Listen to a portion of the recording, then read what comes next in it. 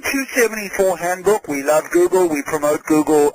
If you Google M274, we'll give you the entire guidebook. Somewhat, don't know the latest version, but almost 100 pages of complicated regulation.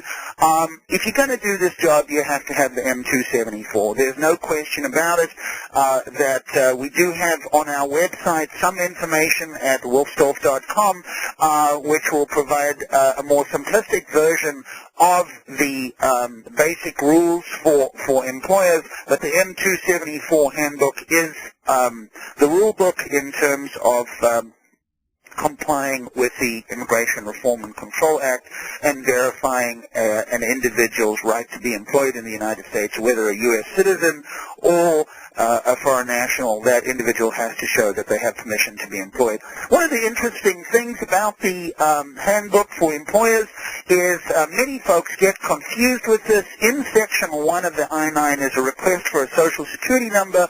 Interestingly enough, the Social Security number is not required to complete the I-9. Why this is important, you might have Canadians coming down with work permits or newly admitted foreign nationals. It takes a couple weeks to process a Social Security card, and in fact, you could simply type in the word pending or and then perhaps come back, and when the Social Security number is issued, you could then write it in and put the date, but it's not required on the I-9 form, and TL's giving me the evil eye that it's not even required to be presented.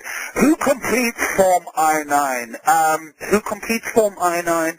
The citizen, nationals, and non-U.S. citizens. U.S. citizens include persons born in Puerto Rico, Guam, U.S. Virgin Islands, and the Northern Mariana Islands. That's where I'd like to be right now. I hear it's very, very beautiful. Nationals of the United States include persons born in American Samoa, including Swains Island. Grandfathered employees. Okay, this is a very small group, a few old guys, maybe like me. People who were hired before November 7, 1986 are technically exempt from the requirement. This doesn't mean that they are authorized to be employed or legally in the United States.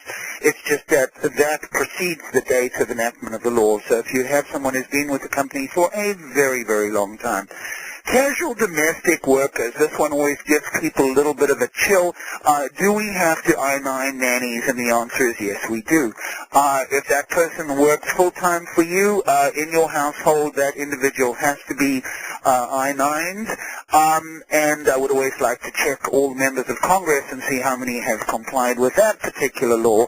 But be that as it may, if the person is just coming in for one day or 2 days occasionally to help out with your birthday party, that person would be a casual domestic worker and does not need to be employed. Scratch that, does not need to be verified in order to be employed. Moving on to the somewhat complex topic of independent contractors. Now, it's very important to understand that as the regulations state for employment eligibility verification, that any scheme designed to avoid the provisions of this act are null and void. So you can set up the most complicated independent contractor regime, but if in fact this is done to circumvent the immigration laws, the employer is going to have liability. Now, independent contractors, and that is a proper independent contractor, most of you HR folks are familiar with this particular definition. They can look at the IRS definition, are in fact exempt, but you really have to be careful if you have knowledge. So the employer cannot hide behind the existence of a written contract with a contractor or subcontractor in order to avoid liability.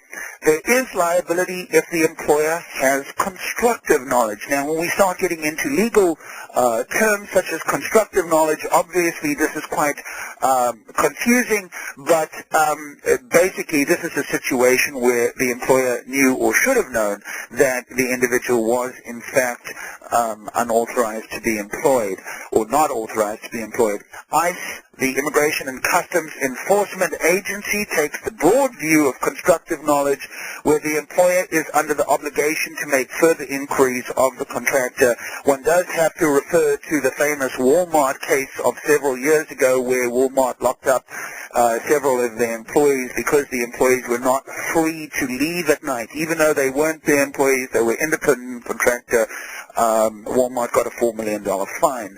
So be careful with the independent contractors. And now on to the serious part of this presentation, none other than the wonderful T.L. Loke Walsh, the smart one on the team, who is going to go through the common issues in I-9 compliance and get down to what I call the nitty-gritty of how we fill out this silly form. Thank you. All right, thanks, Bernie. So let's talk about some of the common issues. And the first one is, the I-9 should only be completed for people that an employer actually hired. So you can't use it to pre-screen any job applicants.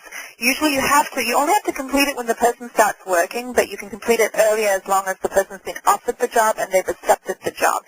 So usually what I tell my employers is it's a good practice tip. Just when you send them the offer letter, remind them to bring documents in to show that they have employment authorization and to include an I-9 and to bring it in on the first day to complete it on the first day.